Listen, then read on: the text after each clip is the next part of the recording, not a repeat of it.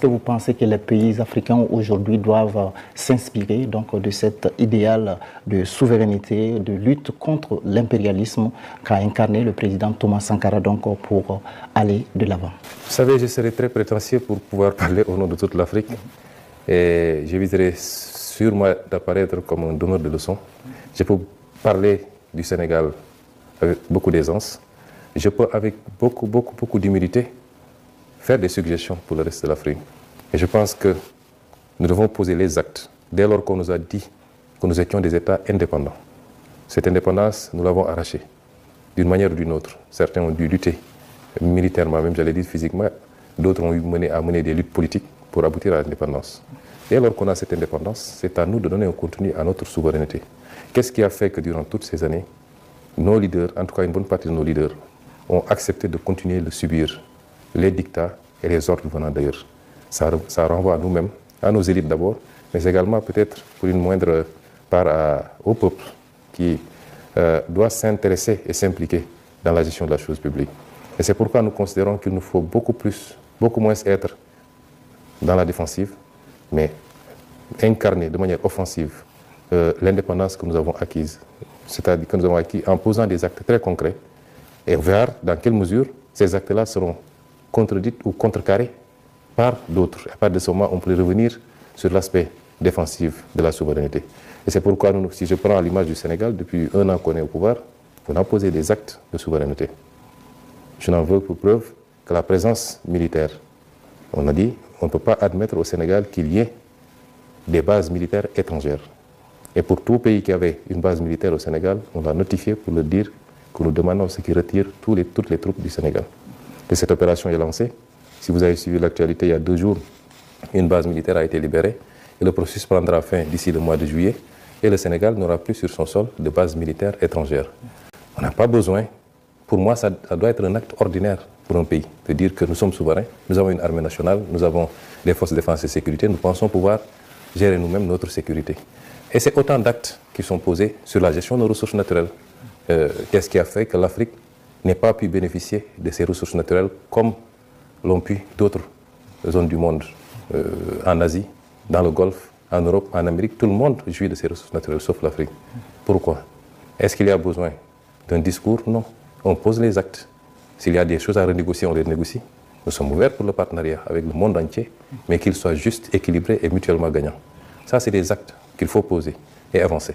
Et je pense que nous nous inscrivons, nous, dans cette dynamique et nous souhaitons que ça puisse être le cas de tous les pays africains. Parce que le continent doit prendre son destin en main maintenant. Et de manière souveraine, de manière assumée, mais en comptant d'abord et essentiellement sur lui-même. Je n'ose pas de manière péremptoire ou impérative l'élargir à tout le monde, mais je peux, dans le discours et dans les actes qu'on pose, en espérer, inspirer également, comme nous nous inspirons nous-mêmes de ce qui se fait de bien dans d'autres pays africains. D'accord. Alors, Monsieur le Premier ministre, l'une des questions en débat actuellement au sein de la jeunesse africaine, c'est la question donc du franc CFA. Alors, quel regard vous portez donc sur le franc CFA? Notre position sur le franc CFA a été très constante. Vous savez, j'ai la chance d'être un homme politique qui a écrit des livres. Et ma pensée est dans ces livres-là. Mais ma pensée est exprimée également à travers des émissions, des meetings. Notre position a été toujours constante. L'effort d'intégration d'une sous-région qui passe par des actes forts pour avoir un marché commun, pour avoir des législations tarifaires communes, pour avoir une monnaie commune, c'est un effort salutaire. Nous voulons un espace intégré. Nous voulons une zone la plus intégrée possible en Afrique de l'Ouest, qui peut aller au-delà de l'espace UEMOA, mais nous le voulons. Nous le souhaitons. Parce que nous sommes dans un monde où les gens se regroupent dans des ensembles pour être plus forts. C'est notre souhait. Et la monnaie est un instrument extrêmement important de politique pour un État. À côté de la politique budgétaire, la politique monétaire est extrêmement importante. Et c'est important que la zone ait réussi de mettre en place un marché commun, de mettre en place une monnaie commune. Mais il y avait un problème. Le problème, c'est que cette monnaie continuait à symboliser quelque part une présence coloniale, quoi qu'on dise. Et nous avons considéré que cette monnaie dépouillée de ces éléments-là redevenait une monnaie des Africains, par les Africains et pour les Africains. Il y a des aspects symboliques, c'est l'appellation de la monnaie. Même si CFA de 1960 ne signifie plus tellement CFA de 1960. Mais le seul fait qu'on parle encore de CFA pose problème. Ça, c'est un élément. Mais ça, c'est les aspects les moins importants. C'est symbolique. Après, la monnaie est un instrument, comme je l'ai dit, de politique publique. Le débat qu'on se pose, c'est est-ce que cette monnaie, telle qu'elle se présente aujourd'hui, est adaptée à nos options de développement? De la réponse à cette question doit dépendre l'orientation qu'on va prendre. La monnaie CFA, arrimée à l'euro et à la zone euro, semble être une monnaie trop forte pour nos économies, qui nous restreint à être des pays importateurs qui consomment ce qui est produit ailleurs, mais qui ne nous rend pas très compétitifs quand on veut inverser la tendance. Or, la logique dans nos pays, c'est d'aller vers une politique de substitution des imports. C'est entre autres un des griefs économiques, il y en a beaucoup d'autres, notamment le manque de flexibilité et beaucoup d'autres aspects. À partir de ce moment, c'est de la réponse qu'on apporte à ces considérations techniques qu'on va dépendre de notre décision d'aller dans tel ou tel autre sens. Et nous avions dit, depuis mes écrits, mon livre de 2018, quand je devais être candidat à l'élection présidentielle, jusqu'au programme du président Bassirou Diomaye de 2024, nous sommes restés constants. Nous sommes dans un ensemble qui présente ses avantages, mais qui a des inconvénients. Nous poserons le débat avec nos partenaires pour leur dire que nous devons évoluer. Si une solution est trouvée dans ce cadre-là, tant mieux. Il n'y a aucune raison pour que nous sortions de cette monnaie. Mais si ce n'est pas le cas, nous assumerons notre responsabilité. Et nous sommes toujours dans cette logique. Quand nous sommes arrivés, la BCEAO, qui est l'institution commune, nous a présenté les travaux qu'ils ont faits, qui vont exactement dans le sens de ce que nous avons dit tout à l'heure. Il s'agit maintenant pour les présidents de se retrouver pour valider un certain nombre d'options. Ça, c'est l'aspect politique. Les techniciens ont fait leur travail. Et nous espérons que les présidents vont convoquer, vont statuer, vont nous permettre de faire un pas significatif vers l'appropriation totale et définitive de notre monnaie pour pouvoir avoir un instrument monétaire et une politique monétaire, ce qui n'est pas le cas actuellement. C'est pourquoi nous sommes toujours obligés de nous recentrer sur nos politiques budgétaires avec les tensions que nous vivons. C'est ça notre position, nous restons constants. Il y a beaucoup d'amalgames qui se font, oui, c'est eux qui avaient dit qu'ils sortiraient. Un État se gère de manière responsable. Et nous sommes avant tout des panafricanistes. Tout ce qu'on peut faire pour rester dans la cohésion, nous le ferons. Et si on se rend compte que ça ne va pas dans le bon sens et que ce n'est pas bon pour nous, le panafricanisme a ses limites également. Ça ne peut pas se faire au détriment des intérêts des États. À partir de ce moment, nous assumerons toutes nos responsabilités par rapport à cette monnaie. D'accord.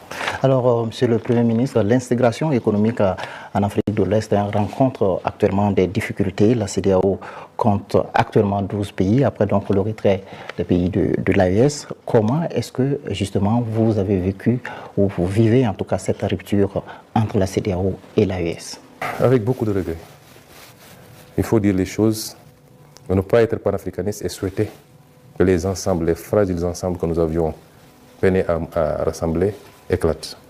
Je ne pense pas que les pays de l'AES l'aient fait de gaieté de cœur. Je ne pense pas que le reste de la CEDEAO l'ait accepté de gaieté de cœur.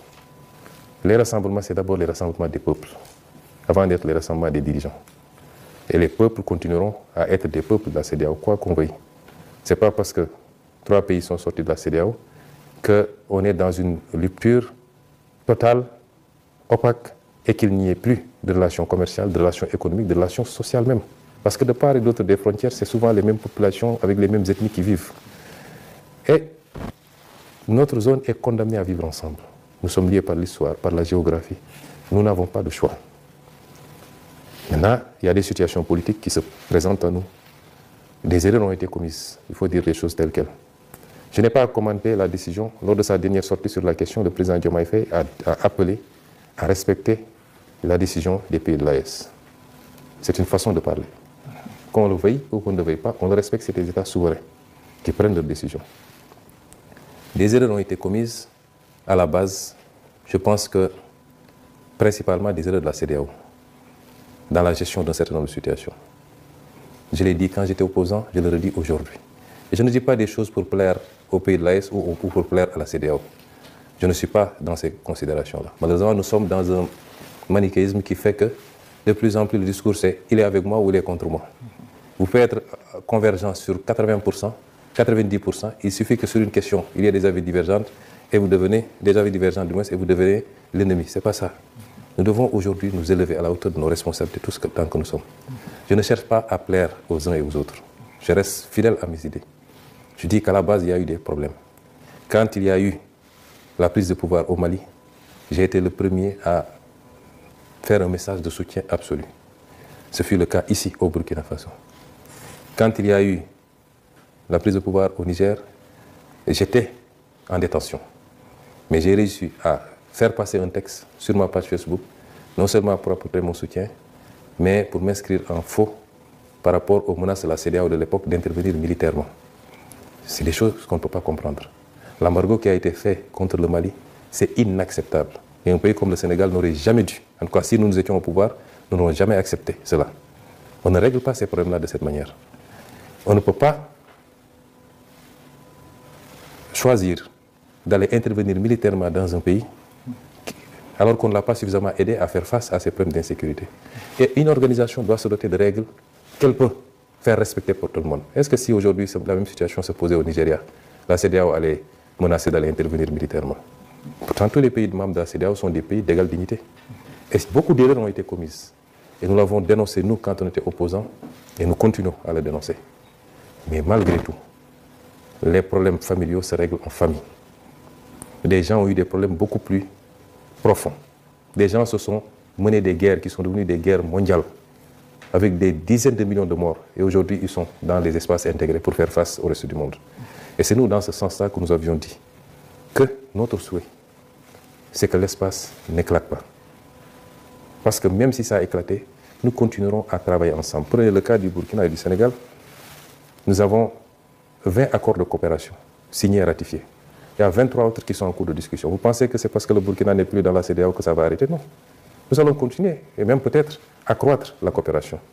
Les espaces sont des espaces politiques, des cadres politiques. Mais ce qui va se passer entre les États et les peuples va continuer. Et nous espérons, en respectant les choix des uns et des autres, et j'espère que la CEDEAO va en tirer toutes les conséquences pour que, dans le traitement à la base, je disais tout le temps, on ne peut pas ignorer les causes réelles d'une maladie pour vouloir se pencher sur les symptômes. S'il y a un coup d'État, qu'est-ce qui a amené les coups d'État? Et pourquoi, quand les gens font des tripotages constitutionnels, la CEDEAO ne parle pas? Quand des gens briment des opposants, la CEDEAO ne parle pas? Jusqu'à ce que certaines situations arrivent, on sort des communiqués, on fait des embargos et on menace d'intervenir militairement. C'est ces erreurs qui nous ont conduits à ça.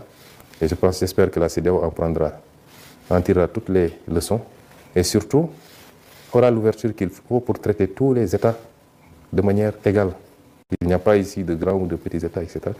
Et peut-être sous ce chapitre, et je ne désespère pas, tôt ou tard, que les retrouvailles se fassent, parce que nous avons un destin commun. Justement, le président Diomaye Faye et son homologue du Togo ont été désignés par la CEDEAO pour mener donc, une médiation. Est-ce que vous pensez que les positions sont encore conciliables?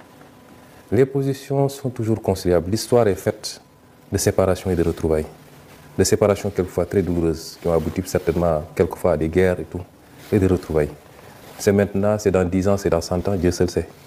Mais d'abord sur la médiation, je pense que le président Faye a fait ce qu'il a fait de bonne volonté. Beaucoup de gens, même dans l'opinion publique, une certaine opinion publique, pas tout le monde, dans les pays frères de l'AES, dès lors que le président Diomaye a été désigné médiateur, ont immédiatement voulu l'associer ou alors lui imputer une responsabilité dans ce qui s'est fait. Je rappelle que tout ça ne nous avait pas trouvé, nous, au pouvoir. Peut-être que ceux qui l'ont désigné médiateur ont considéré qu'ils étaient suffisamment déjà contestés ou indexés pour pouvoir eux-mêmes être les solutions. Et c'est pourquoi ils ont considéré que le Sénégal, qui venait d'accéder au pouvoir avec une certaine vigilité, pouvait peut-être réussir là où ils ont réussi. Mais ce n'est absolument pas un positionnement du Sénégal contre X ou pour Y. Le Sénégal n'est pas dans ces jeux-là. Et il l'a fait avec toute la bonne volonté du monde. Tout le respect dû à tout le monde. Parce que c'est ça l'identité aussi diplomatique du Sénégal. Mais dès lors qu'il a dit qu'il faut respecter la volonté et les choix du pays de l'AES, nous devons tous en tirer des conséquences que peut-être qu'il considère qu'il a fait ce qu'il pouvait. Certainement qu'il a déjà rendu compte à ses pairs de la CEDEAO. Mais ce n'est pas pour autant la fin de l'histoire, comme je dis. Les relations bilatérales vont continuer et certainement le temps nous édifiera sur ce qui sera fait, mais même si c'est maintenu. Je dis que c'est, à la limite, ce n'est pas le plus important. Je vous donne un exemple. Si les pays de l'AES sortent de la CEDEAO, théoriquement, qu'est-ce qui manque? Ils ne sont plus dans le marché commun et ils ne partagent plus un certain nombre d'avantages communs en termes de facilité de circulation, en termes de documents de voyage, etc., etc. Mais fondamentalement, la ZLECAf, que nous avons tous ratifiée, offre exactement les mêmes avantages dans l'espace africain, beaucoup plus large. Et ce qui est indexé ici, dans le cas de la CEDEAO, c'est particulièrement la dimension politique de la CEDEAO. La dimension politique. Avant qu'on arrive à la CEDEAO, la première formulation n'avait pas ces aspects politiques-là, où l'ensemble des pays pouvaient s'intéresser sur ce qui se passait politiquement dans un autre pays et y intervenir. Ça, c'était l'aspect marché, l'aspect économique qui était privilégié. Ce qui est contesté aujourd'hui par les pays de l'AES, c'est qu'on ait pu, à un moment donné, mettre en branle la dimension politique de la CEDEAO au point de vouloir mettre des sanctions contre ces pays-là. Je pense que l'évolution naturelle des choses va nous édifier, mais je ne vois pas d'impact important possible dans cette séparation sur le plan de la coopération entre les pays et dans la zone globalement. D'accord. Alors, Monsieur le Premier ministre, l'un des arguments qui a été avancé par les pays de l'AES pour sortir de la CEDEAO, c'est, si on peut le dire, la non-assistance face à la crise sécuritaire, à la lutte contre le terrorisme. Alors, aujourd'hui, comment est-ce que le Sahel, à votre avis, peut parvenir à juguler cette crise sécuritaire dans le Sahel? Vous me permettez d'abord de réitérer toute ma solidarité avec nos amis et frères du Sahel. Ce n'est pas une crise du Sahel, c'est une crise de l'Afrique de manière générale et de l'Afrique de l'Ouest. Aucun de nous ne sortira indemne de cette affaire et nous sommes tous, d'une manière ou d'une autre, sous la menace. Ceux qui font ces actes n'ont pas d'amis. Et la preuve, je crois qu'ils ont pu être à l'aise dans certains pays il y a quelques années et aujourd'hui ils attaquent ces mêmes pays. Nous ne devons pas nous cacher derrière notre petit droit en pensant que dès lors que je suis plus ou moins au chaud, j'échappe à cette menace. Apporter toute ma solidarité à tous les pays du Sahel et tous les pays frappés de ce terrorisme. Je crois que le Nigeria le vit depuis pas mal de temps avec un mouvement interne. Beaucoup d'autres pays, et même de plus en plus des pays comme le Bénin, le Togo, et ainsi de suite. Le Sénégal est menacé également par ce phénomène. Peut-être que pour le moment, c'est plus difficile, mais je sais que dans la stratégie de ces groupes, aucun pays ne doit penser être épargné. Féliciter également et rendre hommage au peuple burkinabé pour sa résilience. Parce que ce n'est pas évident de faire face à une menace asymétrique. La difficulté, c'est qu'on n'est pas en face d'armées conventionnelles pour pouvoir mener une guerre conventionnelle que nos armées classiques connaissaient. Nous sommes face à une menace asymétrique extrêmement difficile qui commande qu'on se réinvente tout le temps en privilégiant d'autres méthodes d'anticipation. Présenter aussi nos condoléances pour toutes les vies humaines perdues. C'est douloureux. Les vies humaines civiles comme militaires, c'est douloureux. Ceci dit, je crois qu'il y avait des initiatives. Elles ont été trop lentes. La réactivité qu'il y a eu par rapport aux crises politiques n'est pas la même quand même que pour faire face à ce fléau.